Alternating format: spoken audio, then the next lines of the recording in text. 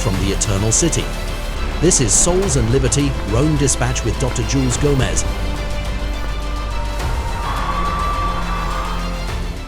Jesus got the Lord's Prayer wrong, so Pope Francis had to put him right. Francis did not need to appoint new cardinal electors. More sex, please. We're Catholic.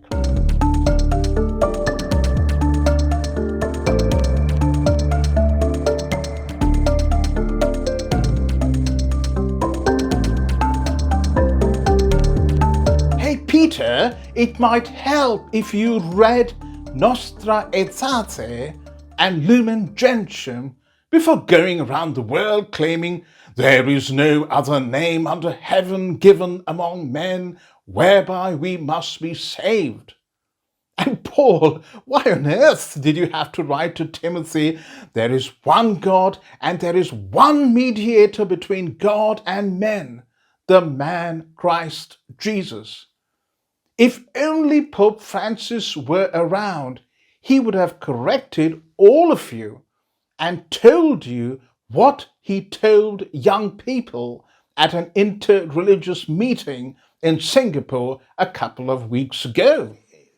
He said, "Don't say my religion is more important than yours," or "Mine is the only true one, yours is not true. Where does this lead?" Francis asked. And then in a couple of sentences, Pope Francis corrected God, Jesus, the apostles, and what the church has taught for 2,000 years. Here's what Pope Francis added. All religions are parts to God. I will use an analogy.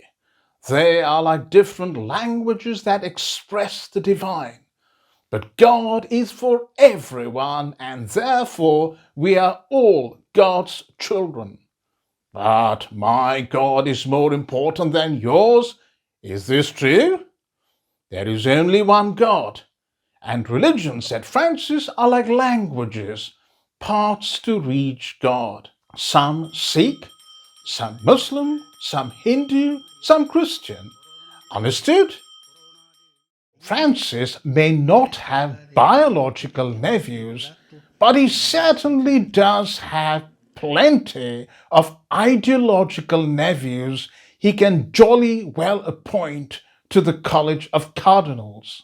On Sunday, the Pontiff of Surprises announced the addition of another 21 candidates to the College of Cardinals. Of these, 20 will be eligible to vote in the next conclave. Francis's announcement sent shockwaves across the Catholic Church. Francis had fired yet another ballistic missile across the bows of his detractors.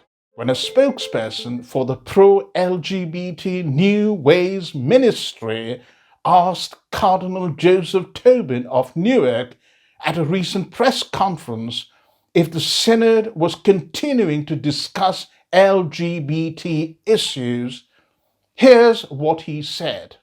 People are aware of a number of things. They're aware of the particular challenges and obligations that a response to the LGBT community claims on us. It also realizes how this particular issue is understood in different ways across the world. And so we need to work together and not simply presume that any country has the absolute clarity on that type of response. But I'm very happy to see that maybe linking it with this wonderful meditation that Father Timothy Radcliffe gave yesterday on the Syrophoenician woman who first Jesus ignored, apparently, and then gave an expression that sounded very harsh. And she responded to help him understand her dilemma. Hopefully that's a paradigm And the way Timothy said, he finished his meditation, he said, even if what your greatest concern in the church isn't satisfactorily answered today, don't go away. Can you not see how theologically flawed the cardinal's response is? What claim does the so-called LGBTQ community have on the church? And since when did the church begin to seek clarity on ethical issues from different countries?